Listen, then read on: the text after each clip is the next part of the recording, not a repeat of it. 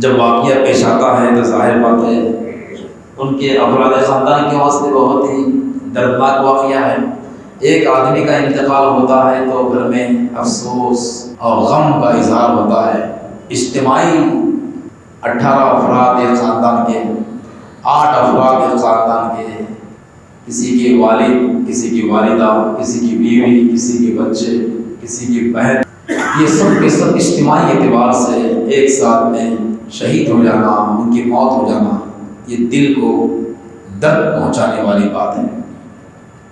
ہم سب ان کے درد میں شریک ہیں اور شریک ہونا چاہیے۔ ہر مسلمان کو چاہیے کہ کسی بھی دنیا کے کسی خطے میں کسی کا انتقال ہوتا ہے تو اس کا درد ہمارے اندر ہونا چاہیے، کیونکہ مومن کی مثال حدیث میں بتائی گئی ہے کہ مومن آپس میں ایک جسم کی طرح ہے۔